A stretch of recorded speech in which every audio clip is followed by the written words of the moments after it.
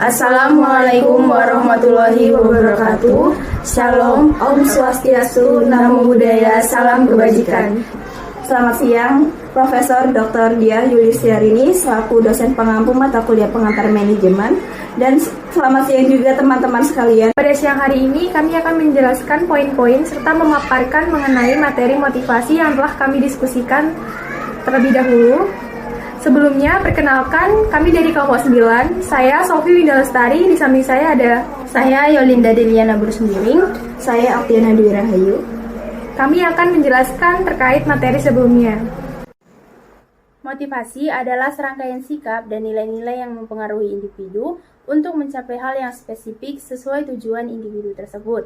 Beberapa para ahli juga mengemukakan pendapat mengenai definisi dari motivasi. Berikut akan saya paparkan definisi motivasi dari 3 para ahli, yaitu yang pertama, menurut Robin, motivasi adalah keinginan untuk melakukan sebagai kesediaan untuk mengeluarkan tingkat upaya yang tinggi untuk tujuan-tujuan organisasi yang dikondisikan oleh kemampuan upaya itu untuk memenuhi sesuatu kebutuhan individual. Motivasi adalah ketersediaan seseorang melakukan pengorbanan yang tinggi. Tokoh yang kedua adalah Hasibuan. Menurut Hasibuan, motivasi adalah perangsang keinginan dan daya penggerak kemauan bekerja seseorang karena setiap motif mempunyai tujuan tertentu yang ingin dicapai. Tokoh yang terakhir adalah Stoner. Menurut Stoner, dalam Wahjono 2010-78 ada 4 asumsi dasar motivasi, yaitu motivasi adalah hal-hal yang merajuk pada hal yang baik. Motivasi seseorang dapat muncul dari pujian dan sebagainya. Motivasi menjadi salah satu faktor pencapaian prestasi seseorang selain dari kemampuan, sumber daya, dan lain sebagainya. Motivasi sifatnya tidak tetap, sewaktu-waktu bisa hilang, dan itu perlu dibangkitkan lagi. Motivasi dapat habis karena adanya faktor psikologis yang sedang menurun atau berada di titik terendah. Motivasi digunakan sebagai alat pengukur manajemen dalam hubungan pekerjaan. Maksudnya adalah, dengan adanya motivasi akan memudahkan seseorang dalam memanajemen sebuah pekerjaan. Motivasi seseorang tergantung pada kuat lemahnya motif orang itu dalam melakukan suatu pekerjaan. Dan pada dasarnya, setiap orang mempunyai motif diri yang tentu dapat berbeda antara orang yang satu dengan yang lainnya. Oleh karena itu, muncullah berbagai motif yang dikategorikan berdasarkan ciri, antara lain yaitu motif itu majemuk, artinya bahwa seseorang perbuatan tidak hanya mempunyai satu tujuan, namun multi tujuan atau memiliki banyak tujuan yang berlangsungnya secara bersama-sama. Lalu, motif yang dapat berubah-ubah, artinya motif pada seseorang sering mengalami perubahan dikarenakan keinginan seseorang itu yang berubah-ubah seiring dengan kebutuhannya. Motif yang berbeda antar individu, hal itu berarti motif sebagai kekuatan atau dorongan seseorang melakukan tindakan atau bertingkah laku, maka akan dapat berbeda antara individu yang satu dengan yang lainnya. Lalu yang terakhir adalah motif individu yang bersifat kompleks. Artinya, pada diri individu akan didapati beberapa atau banyak motif diri untuk melakukan tindakan. Dari motif yang banyak tersebut akan saling berinteraksi pada diri individu, sehingga akan nampak adanya motif yang kompleks pada diri seseorang. Selanjutnya, teori motivasi.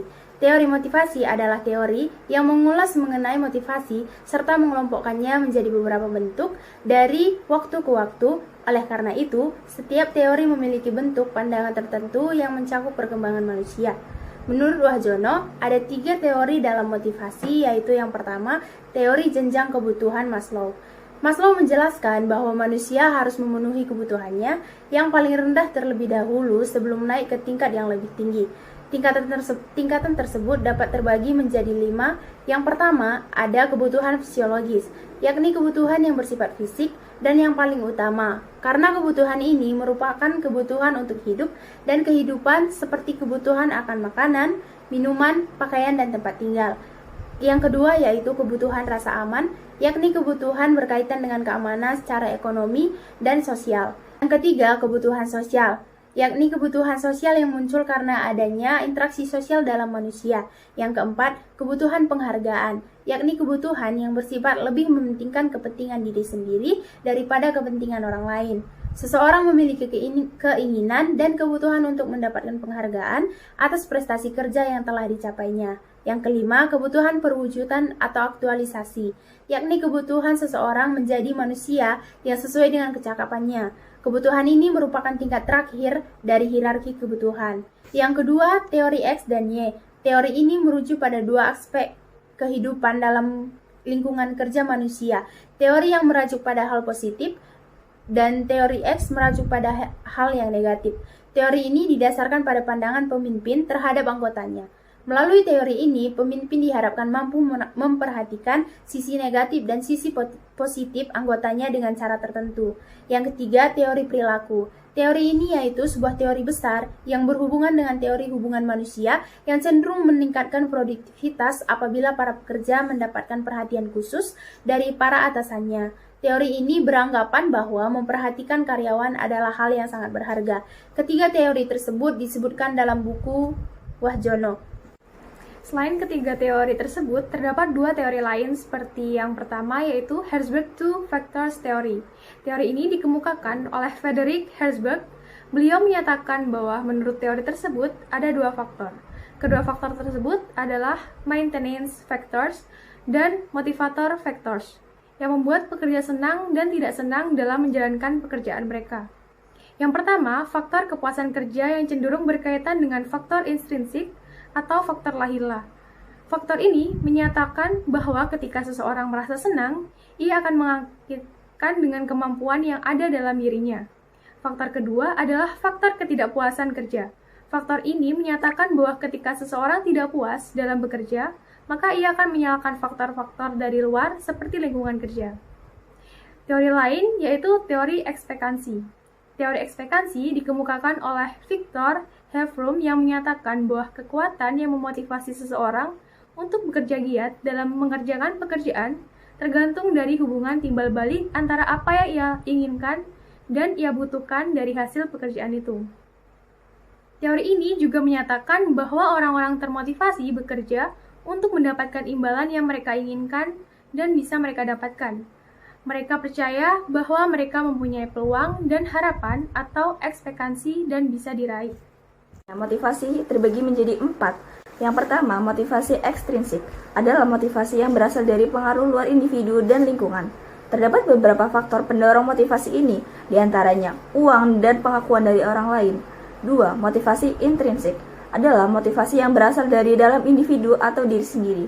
Motivasi ini erat kaitannya dengan produktivitas yang baik dan menyenangkan. Hal ini karena saat melakukan aktivitas, merasa akan menjadi sesuatu yang baik dan luar biasa ke depannya.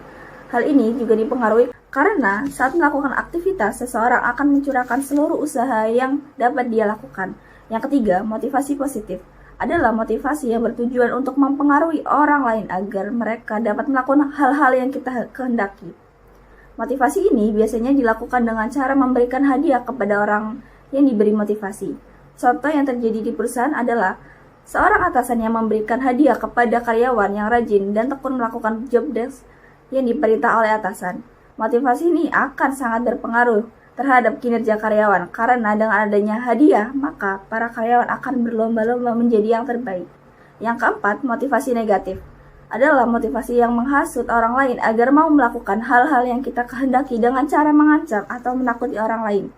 Dari tinjauan bentuk-bentuk motivasi, maka bentuk motivasi yang positif dapat berupa 1. Penghargaan atas pekerjaan yang baik. 2. Pengarahan, pembinaan, dan pengendalian dari atasan yang sehat atau menyenangkan. Yang ketiga, diberikannya pola kerja yang terarah dan efektif bagi bawahan untuk melaksanakan pekerjaan. Yang keempat, pemberian perhatian yang sepadan dari atasan kepada bawahannya sebagai seorang individu. Yang kelima, informasi dan komunikasi yang lancar baik dari atasan ke bawahan dan sebaliknya maupun antar sesama bawahan. Yang keenam, penciptaan suasana persaingan yang sehat dan partisipasi bawahan dalam pengambilan keputusan. Selanjutnya, manfaat motivasi. Manfaat motivasi yang utama yakni menciptakan gairah dalam bekerja sehingga produktivitas kerja seorang individu itu meningkat.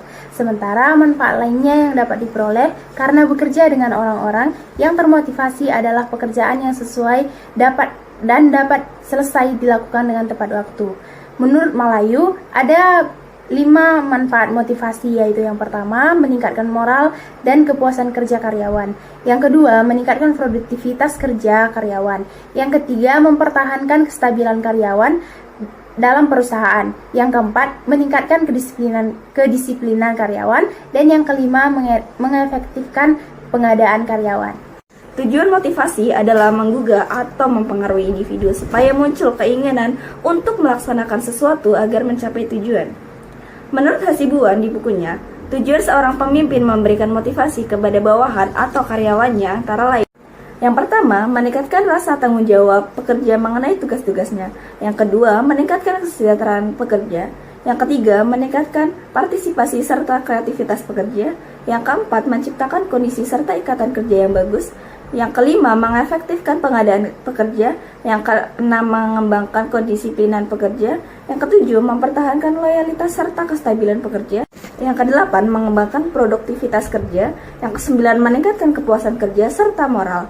Yang terakhir, mendukung semangat kerja. Motivasi merupakan pengatur arah atau tujuan dalam melakukan aktivitas. Motivasi tentu memiliki fungsi. Berikut merupakan fungsi dari motivasi, antara lain 1. Mendorong timbulnya kelakuan atau suatu perbuatan manusia dalam mencapai tujuannya. Yang kedua, motivasi berfungsi sebagai pengarah, yang mana artinya motivasi dapat mengarahkan seseorang ke dalam perbuatan pencapaian tujuan yang diinginkan. Yang ketiga, motivasi berfungsi sebagai penggerak. Artinya, motivasi akan berfungsi sebagai penentu cepat atau lambatnya suatu pekerjaan. Karena pada nyatanya seseorang yang termotivasi akan lebih tergerak dan bersemangat untuk menyelesaikan pekerjaannya. Yang keempat, motivasi berfungsi sebagai penolong untuk berbuat mencapai tujuan. Yang kelima, penentu arah perbuatan manusia, yakni motivasi sebagai penentu arah manusia agar tujuan tercapai. Yang keenam, penyeleksi perbuatan, sehingga perbuatan manusia senantiasa selektif dan tetap terarah kepada tujuan yang ingin dicapai. Demikian presentasi dari kelompok kami. Bila mana ada kekurangan kata, kami mohon maaf. Sekian dan terima kasih. Wassalamualaikum warahmatullahi wabarakatuh.